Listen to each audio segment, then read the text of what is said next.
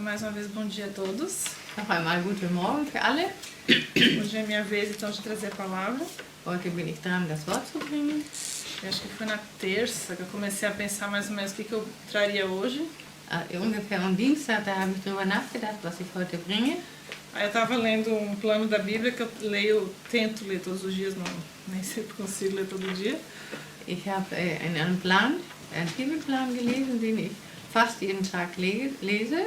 E aí caiu justamente essa história que eu vou citar hoje. Dann kam gerade diese Geschichte, die ich heute benennen werde. E primeiro eu achei, né, mas falei, não, acho que dá para tirar bastante coisa dessa história. Ich habe so das Empfinden gehabt, dass man sehr viel herausholen darf auf diesen Text. Então eu vou ler, a história está em Êxodo 32, a partir do versículo 1 até o 14. Die Geschichte steht in 2. Mose 32, 1 bis 14. Na verdade a história vai muito além, só que para não ocupar muito tempo de vocês, eu vou ler até o 14. Eigentlich geht die Geschichte ja noch viel weiter, aber um nicht so viel Zeit jetzt nehmen wir den 1 bis 14.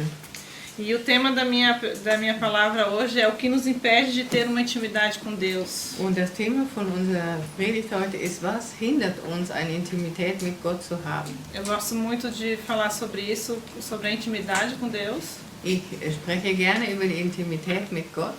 Que na verdade o que vai nos restar desse mundo é o nosso relacionamento com Ele.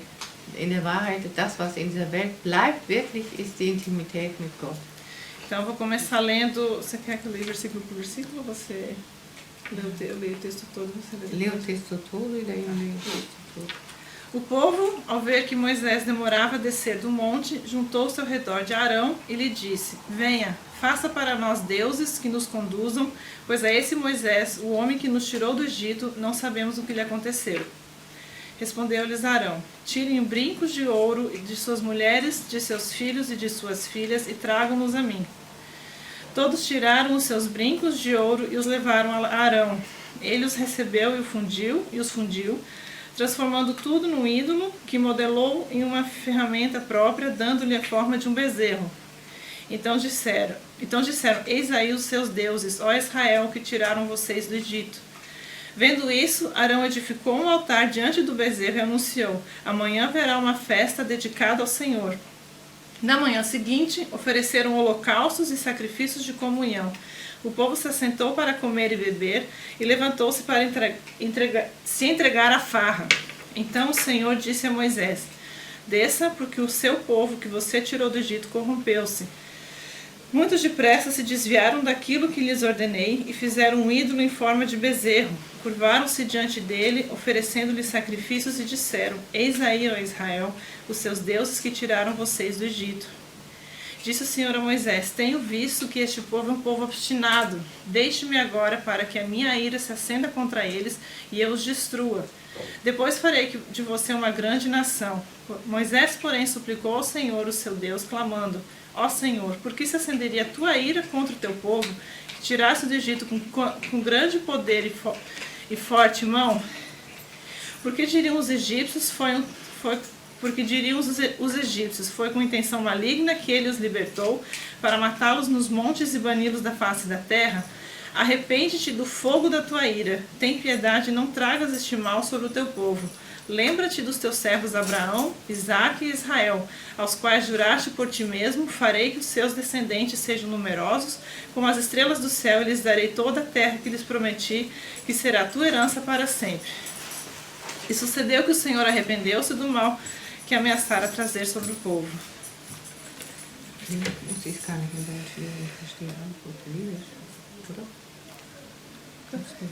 no telefone. Okay.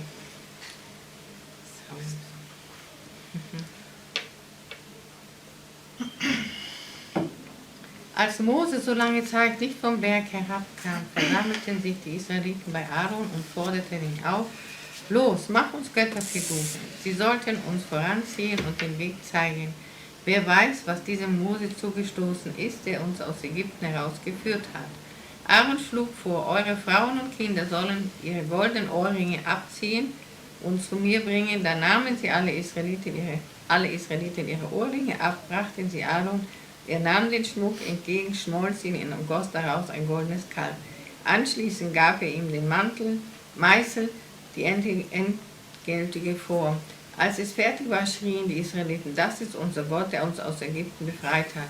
Daraufhin errichtete Aaron einen Altar vor den Götterfiguren und ließ bekannt geben, morgen feiern wir ein Fest zu Ehren des Herrn. Am nächsten Morgen standen alle früh auf und brachten Brandopfer, Friedensopfer dar. Danach ließen sie sich nieder, um zu essen und zu trinken. Sie feierten ein rauschendes, ausschweifendes Fest. Mose bittet für sein Volk. Da sprach der Herr zu Mose, steig schnell hinab, denn dein Volk, das du aus Ägypten rausgeführt hast, hat große Schuld auf sich geladen. Wie schnell haben sie sich von meinen Geboten abgewandt. Sie haben sich ein goldenes Kalb gegossen, sie sind vor ihm niedergefallen, haben ihm Opfer dargebracht und gerufen, das ist unser Gott, der uns aus Ägypten befreit hat. Ich kenne dieses Volk genau und weiß, wie stur es ist. Versuch mich jetzt nicht aufzuhalten, denn ich will meinen Zorn freien Lauf lassen und sie vernichten. An ihrer Stelle werde ich deine Nachkommen zu einem großen Volk machen. Doch Mose flehte, Herr mein Gott, du hast ein Volk aus Ägypten befreit und dabei deine ganze Macht gezeigt. Warum willst du es jetzt im Zorn vernichten? Sollen die Ägypter etwa sagen, ihr Gott hat die Israeliten nur aus unserem Land geholt, um sie in den Bergen zu töten und vom Erdboden verschwinden zu lassen? Sei nicht länger zornig über dein Volk, lass das Unheil nicht über sie hereinbrechen. Denk daran, dass du deinen Dienern Abraham, Isaac und Jakob bei deinem Namen geschworen hast. Ich lasse eure Nachkommen so zahlreich werden wie die Sterne am Himmel. Sie werden das Land, das ich euch versprochen habe, für immer in Besitz nehmen. Da lenkte der Herr ein und ließ das angedrohte Unheil nicht über sie hereinbrechen. Então, para entender pouco do contexto que estava acontecendo aqui nessa história, Den Kontext ein bisschen zu erklären, was hier passiert ist. o povo estava acampado junto ao Monte Sinai, Das Volk, hat gezeltet in der Nähe des Sinai-Berges. ou seja, eles já tinham sido libertos do Egito. Sie waren aus Ägypten schon befreit. Só que é importante ressaltar que alguns capítulos antes, eu não quis citar porque são no capítulo 20. Da muss ich noch erwähnen, dass im Kapitel 20 a ideia que Deus tinha era de Ele mesmo conversar com o seu povo depois que eles fossem libertos do Egito. Gott wollte selber mit seinem Volk reden, wenn sie aus Ägypten befreit waren. Tanto que Ele mandou o povo se santificar por 3 dias. Und hat geschickt, dass das Volk sich heiligt für 3 Tage. E aí se reunisse, mas Ele estipulou limites para cada tipo, vamos dizer assim, nível de como é que eu posso dizer? De acesso a Deus. Sie sollten sich so, wie sagt man, in Gruppen teilen und je nachdem, wie nahe sie an Gott waren. Ou seja, Moisés ele podia subir um monte, aí vinham sacerdotes e aí o povo. Also Mose durfte zum Berg gehen, dann kamen die Priester und dann das Volk. E quem se atrevesse a ultrapassar os limites morreria devido à santidade de Deus. Und wer diese Limits überschreiten würde, der würde sterben gegenüber der Heiligkeit Gottes. Mas a ideia era que Deus então viesse e falasse diretamente com o povo, não através de Moisés. Aber eigentlich wollte er direkt mit dem Volk reden, nicht nur durch Mose. Mas quando o povo ouviu a voz de Deus, Aber wie das Volk die Stimme Gottes hörte, eles ficaram com muito medo. da haben sie viel Angst empfunden. Então eles pediram que Deus falasse através de Moisés com eles. Dann wollten sie, dass Gott mit Mose redete, durch Mose redete zu ihnen. Então, no versículo 18 a 19 do capítulo 20, está falando assim. Im 19 und 20, oder? Ja. 20, 19, 18 und 19. 18, 19 im Kapitel 20. Isso. Vendo-se o povo diante dos trovões e dos relâmpagos e do som de trombeta e do monte fumegando, todos tremeram assustados. Ficaram à distância e disseram a Moisés, fala tu mesmo conosco e ouviremos, mas que Deus não fale conosco para que não morramos. Als die Israeliten den Donner und den Klang des Horns hörten, als sie die Blitze und den rauchenden Berg sahen, zitterten sie vor Angst und zogen sich vom Fuß des Berges zurück. Sie sagten zu Mose, rede nur du mit uns, wir wollen auf dich hören. Gott selber aber soll nicht mehr zu uns sprechen, sonst sterben wir noch. Doch, Isso até ali. Então Moisés passou a subir ao monte junto com Josué.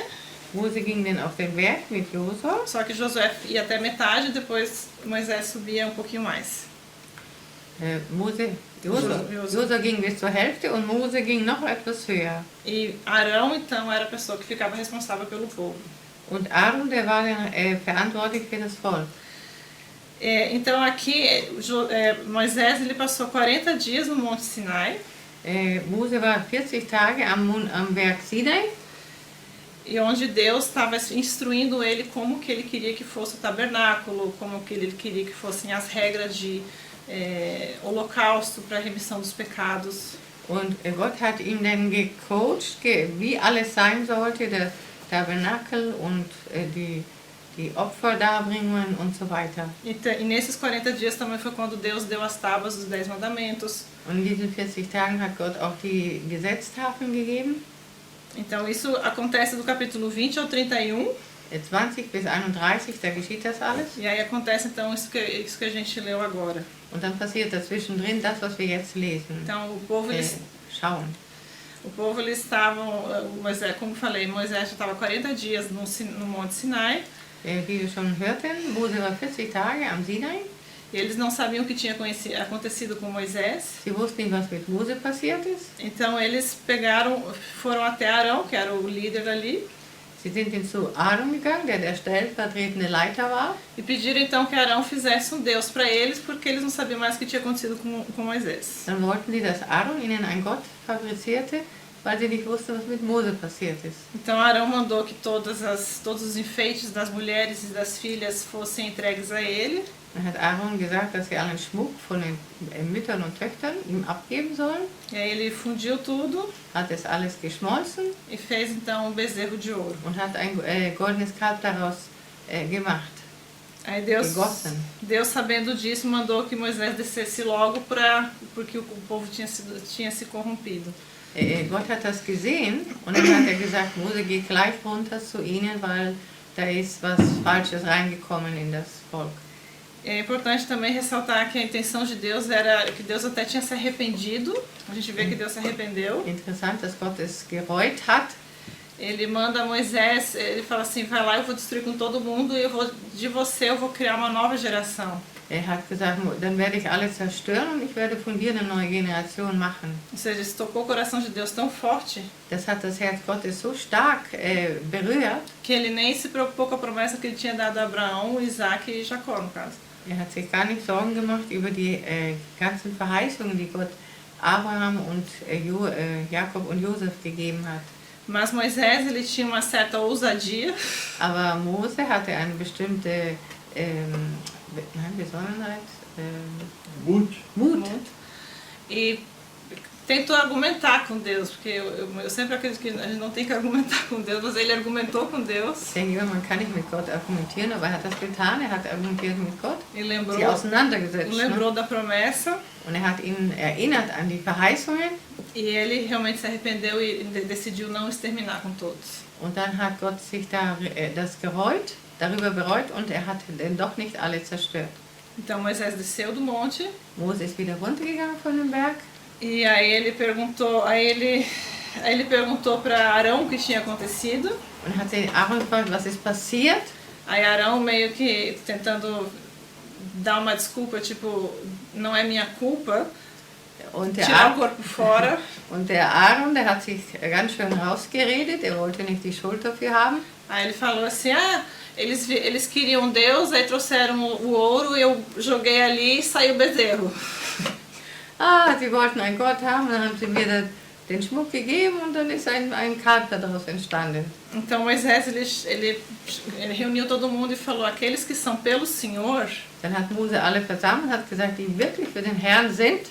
Vocês então venham até mim e a gente vai... mais ou menos assim, aqueles que não se arrependerem teriam que ser mortos. Dann kommt ihr zu mir und ungefähr so, die sich nicht bereuen, die werden getötet. Então foram mortos, acho que mais de 3.000, não me lembro quantas mil pessoas foram mortas, mas foram muitas pessoas foram mortas devido a essa desobediência. Viele sind gestorben wegen diesem Ungehorsam. E mais tarde, Moisés ainda pediu perdão ao Senhor, ele falou, eu vou pedir perdão para Deus pelo pecado de vocês. Und Mose hat stellvertretend für das Volk um Vergebung gebeten aqueles que permaneceram. und die geblieben sind. E Deus então ele pensou se ele ainda analisou se ele perdoaria ou não, Gott hat das analysiert, ob er vergibt oder nicht. mas ele decidiu perdoar, mas não ficou sem consequência. Er hat vergeben, aber es blieb nicht ohne Konsequenz. Que eles tiveram depois doenças por causa dessa desobediência. Sie haben Krankheiten gehabt wegen diesem Ungehorsam.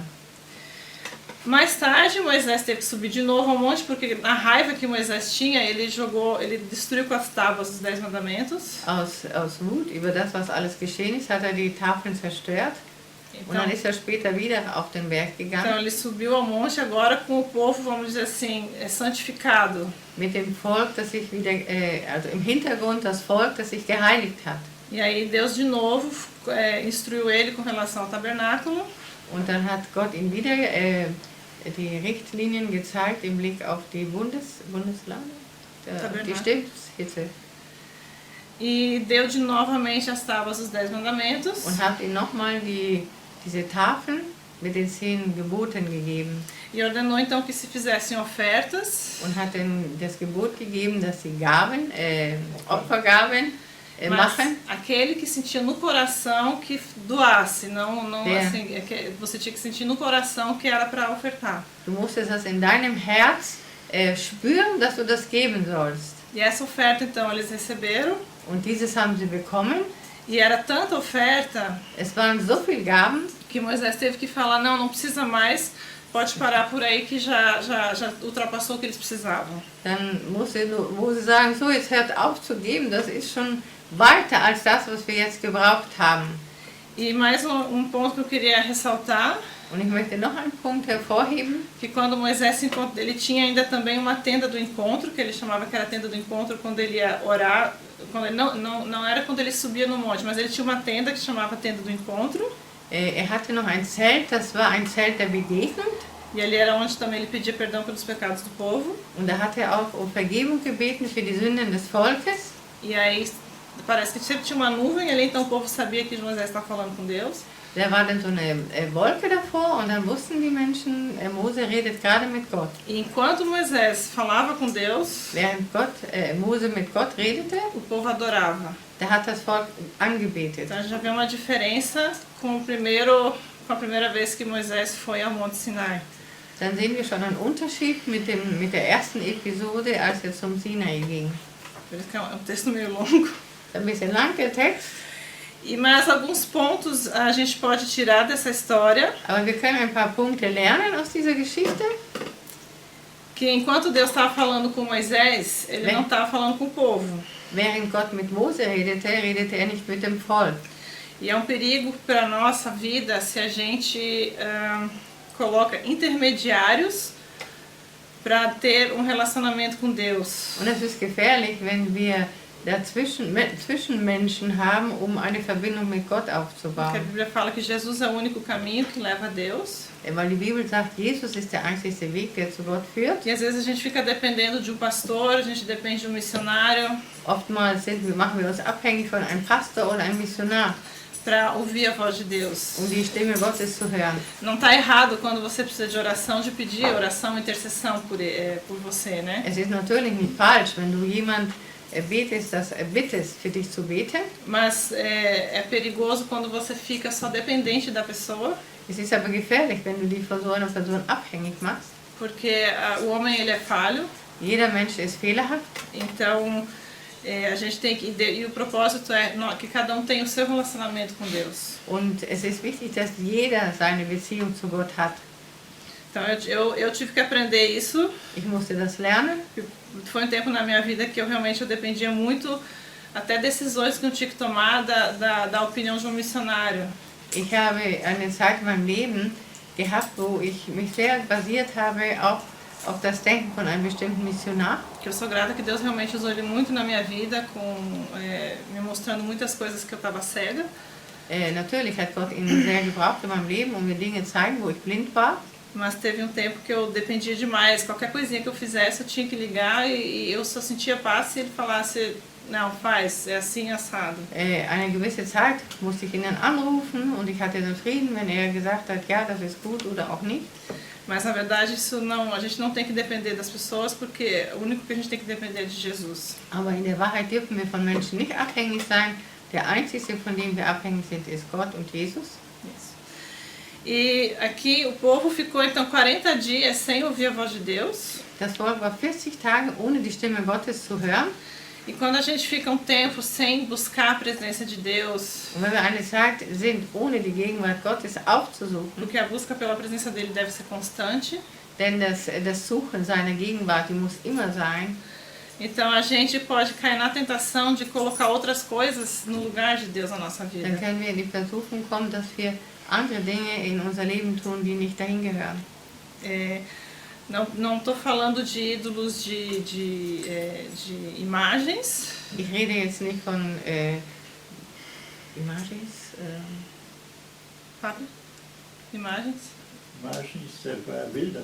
Bilder, also gemeißelte Bilder so.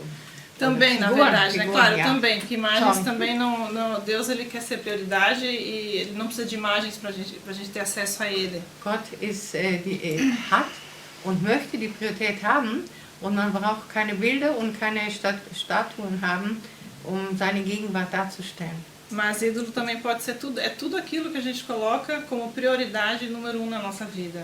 So wie sagt man, so ein Idol ist alles, was wir als erstes tun in unser Leben.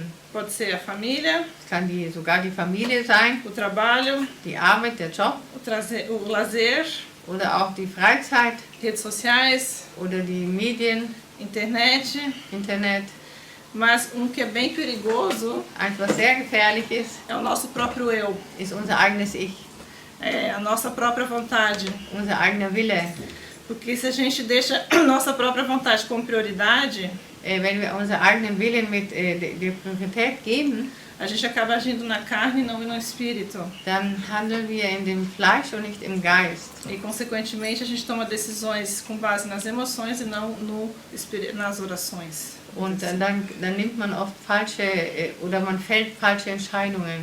A gente vê até que o povo, na verdade, quando eles pediram para Deus que ele falasse através de Moisés, Aber wir sehen auch, dass sie wollten, dass Gott nur durch Mose zu ihnen redete. essa decisão deles foi tomada com base no medo que eles tinham da presença de Deus.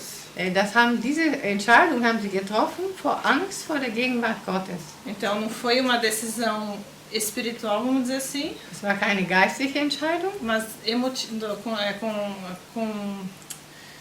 como é que fala? Eles foram guiados pelas emoções deles. sie sind von den Emotionen geführt Então worden. a gente também tem que tomar cuidado com as promessas que a gente faz para Deus.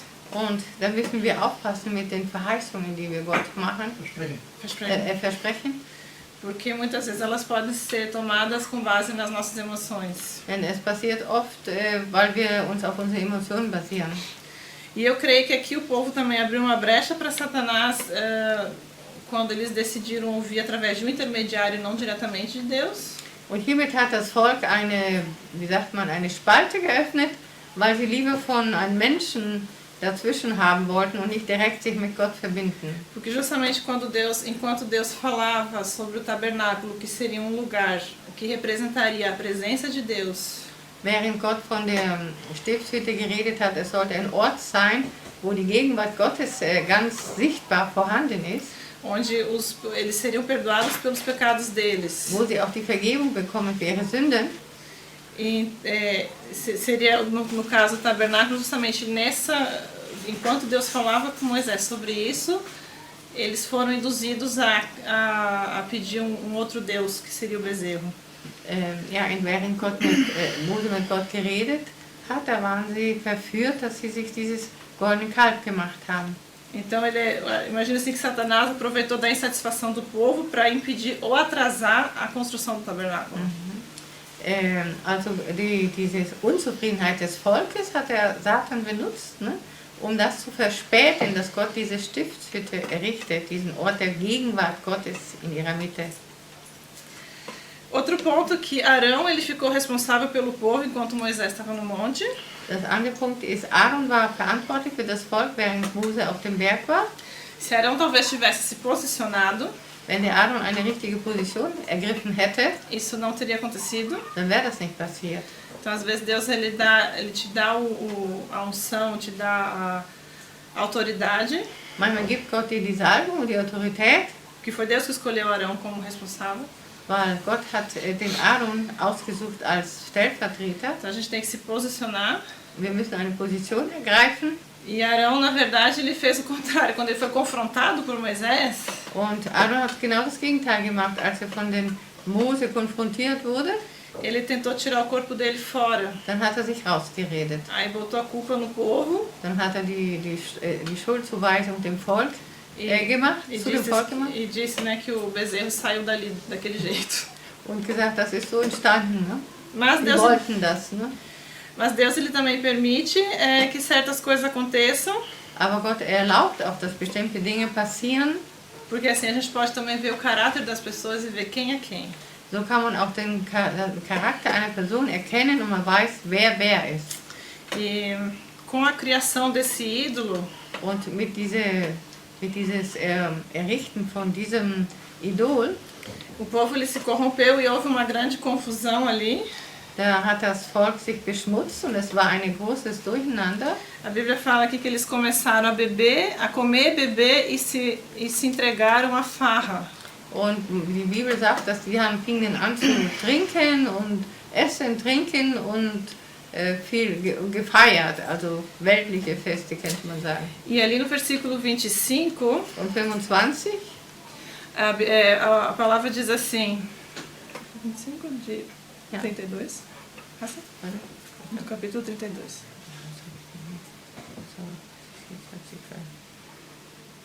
so, zweite, 32 und 25. 25.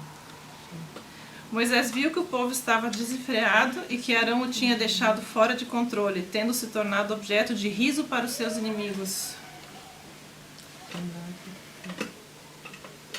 Mose sah, dass die Israeliten jede Beherrschung verloren hatten, denn Aaron ließ sie tun, was sie wollten.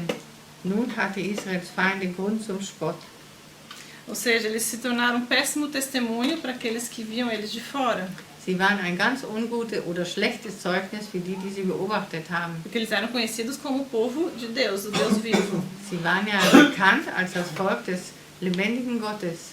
Por isso a gente tem que ter muito cuidado também qual testemunho que nós estamos dando para fora. Deshalb müssen wir sehr darauf achten, was geben wir nach außen für ein Zeugnis. Se o nosso eu é o nosso tá como prioridade, Ob bei uns das Ich die Priorität ist. fica difícil a gente ser um bom testemunho para os outros que estão vendo nós de lá de fora. Dann ist es schwer, ein gutes Zeugnis zu sein für die, die uns von außen beobachten. Por isso a importância da gente buscar sempre a presença de Deus, Deshalb ist wichtig, dass wir immer die Gegenwart Gottes suchen, porque é ela que nos transforma denn es ist sie, die uns umgestaltet e automaticamente o brilho do Espírito Santo ele reina em nós und automatisch der Glanz des Heiligen Geistes, der ist in uns sichtbar. e as pessoas elas veem a diferença na gente. Und die sehen den Unterschied in uns.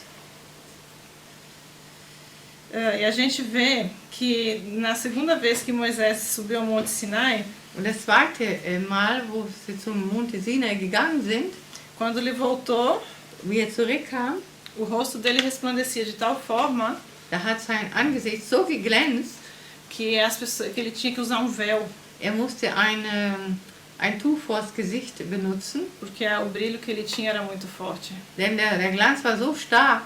Isso realmente é o brilho do Espírito Santo na nossa vida. Und das ist der Glanz des Heiligen Geistes in unser Leben. E a gente vê que o povo também outro ponto.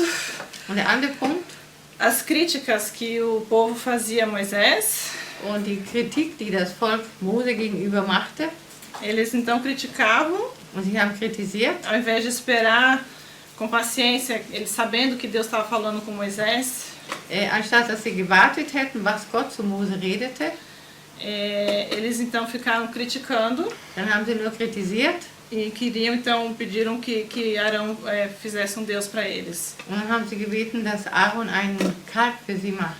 E quando Deus ele institui líderes nas nossas vidas, Und wenn Gott Leiter in unser Leben setzt, Não é bom que a gente fique criticando Es eles. ist nicht gut, dass wir Leiter kritisieren. Que no mundo espiritual isso tem peso no mundo espiritual. Das hat ein Gewicht in der geistlichen Welt. Que críticas geralmente são palavras negativas, Kritik sind immer negative Worte, a não ser que seja realmente para edificação. es sei denn, dass es zur Erbauung ist. Mas se for só para criticar porque a gente acha que tem que ser assim, tem que ser assado, Aber wenn man kritisiert, nur weil man meint, das müsste so oder anders sein, às vezes a pessoa não tá, o líder não sabe, der Leiter weiß das nicht, então vale muito mais uma oração de bênção pro líder dann gilt viel mehr, wenn wir den Leiter segnen, do que uma crítica. als eine Kritik.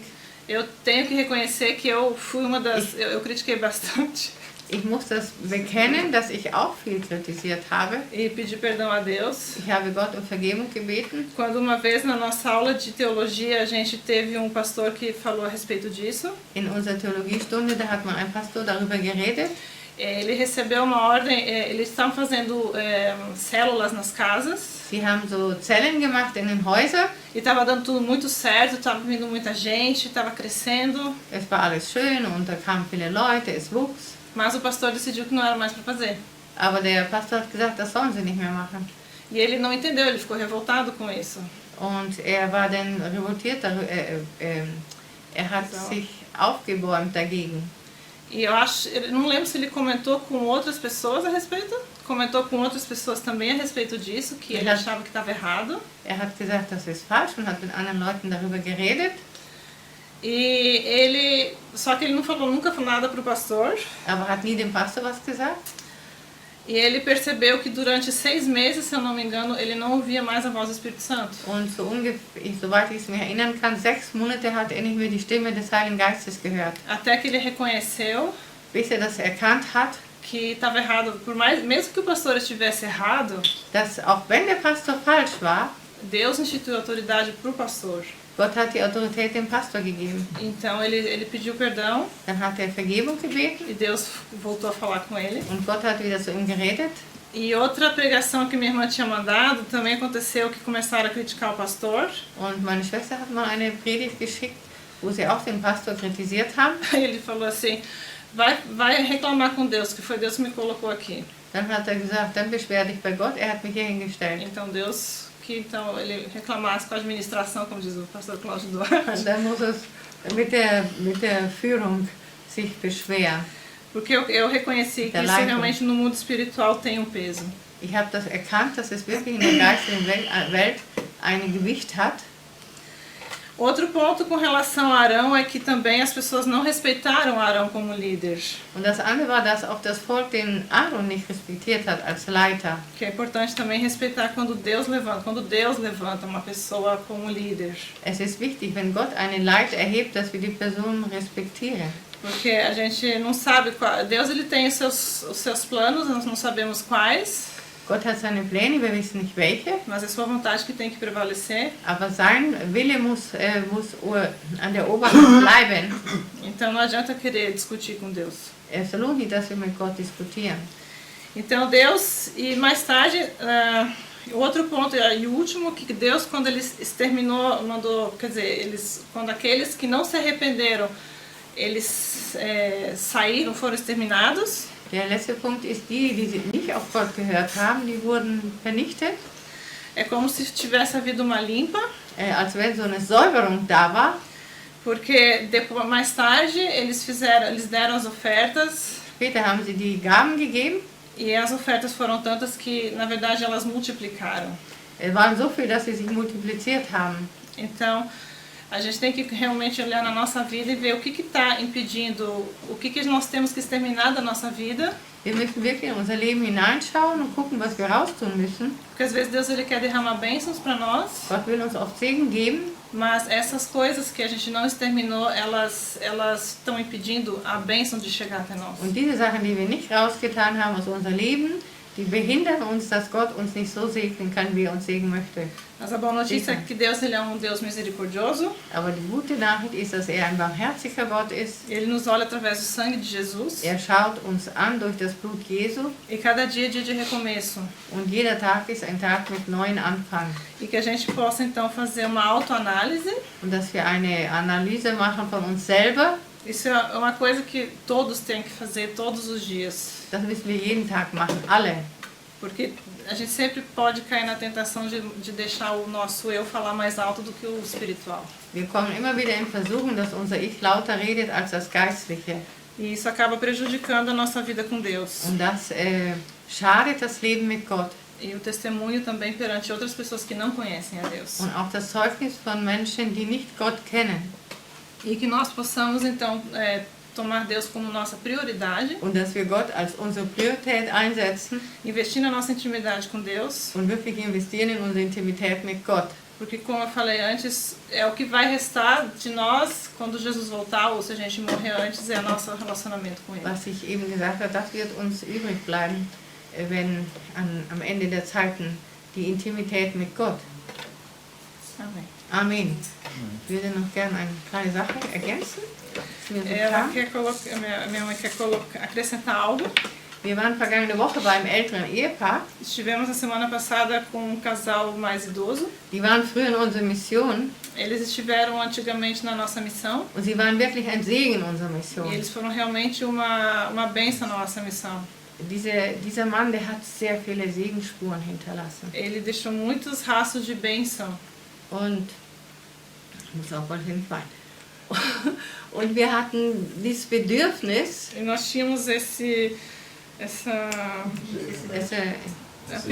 ambição oder desejo, dass wir nicht Deutschland verlassen. Wir gehen ja Ende Jahr wieder zurück nach Brasilien. Que a gente não saísse da Alemanha, porque como a gente vai voltar para o Brasil no fim do ano. Wir wollten dieses Ehepaar noch mal sehen. Nós queríamos ver esse casal, visitar esse casal. Und Juliane hat uns diese Freude bereitet. A Juliane então nos deu essa alegria. Und hat uns dahin gefahren. E nos levou até eles. Wir haben noch 2 weitere Besuche gemacht. Nós fizemos mais 2 visitas. Aber wir 3 haben festgestellt, das hat sich gesteigert. Mas nós 3, nós vimos que isso cada vez melhor, cada vez mais abençoado. Cada vez mais abençoado. Und dieser liebe Bruder, der hat Alzheimer. E esse irmão, ele tem Alzheimer. Und die Frau hat mich vorgewarnt, wahrscheinlich, dass ich mich nicht so erschrecke. E a mulher dele, ela me avisou para que eu não me assustasse. Gesa, es ist nicht mehr wie früher. Gesa não é como antigamente. Aber ihr glaubt nicht, was dieser Besuch uns ein Segen war. Mas vocês imaginam como foi abençoada essa visita. Und als ich diesen Mann gefragt habe, was ist sein Lieblingslied? E quando eu perguntei para esse homem qual é o seu hino preferido, sua música preferida, hat gesagt, du großer Gott, wenn ich die Welt betrachte. Grande Deus, quando eu olho para o mundo. Quão grande és tu? Quão grande és tu? Ja, und dann habe ich so geguckt, wie kam denn das? Der Mann hat Alzheimer. Ele pensou, mas como isso? Mas ele tem Alzheimer. Eu olhei para a esposa, ich habe die Frau angeguckt. Aí eu olhei para a esposa. Habe ich jetzt Portugiesisch Deutsch gesprochen? Beides. Also, dann habe ich die Frau so angeguckt und sie sagt, der hat die Melodie gehört. Juliane hat im Hintergrund die Geige gespielt. Ele ouviu a melodia, porque a Juliane ela tinha tocado no violino essa música. Da kam sein Gehirn hat dann doch an das Lied erinnert. E aí o seu cérebro se lembrou da música. Ja, und dann haben wir gesagt, und noch eins, hast du noch ein Lied?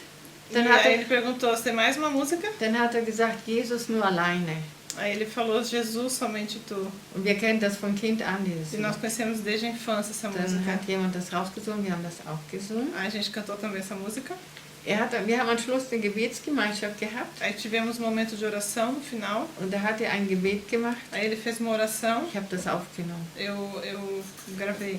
Und ich bin da weggegangen mit dieser tiefen Gewissheit. E aí eu saí de lá com uma certeza Den Namen Jesu kann auch kein Alzheimer wegnehmen. que o nome de Jesus não pode, nem o Alzheimer pode tirar. Und jetzt noch ein persönliches Zeugnis dazu.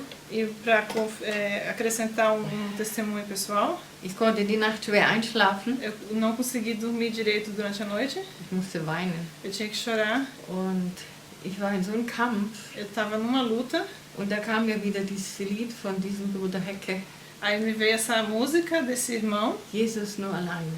Somente Jesus. Ich bin in YouTube reingegangen, Aí eu entrei no YouTube, habe sie nochmal rausgesucht. aí eu procurei essa música Und mit dieses Lied bin ich auch heute in den Tag gegangen. e com essa música eu entrei no dia hoje. Jesus nur alleine soll die Losung sein. Que Jesus somente é a solução. Und das hat mich getröstet und mich Isso wieder me aufgerichtet. encorajou novamente. Und das wünsche ich uns allen, E é o que eu desejo a todos, dass der Name über alle Namen, que o nome, sobre todo nome, was Sabine gepredigt hat, o que a Sabine pregou antes, dass wir uns nicht von Leiter abhängig machen que nós não devemos ser dependentes de líderes oder anderen Menschen, ou outras pessoas, auch wenn Menschen uns enttäuschen.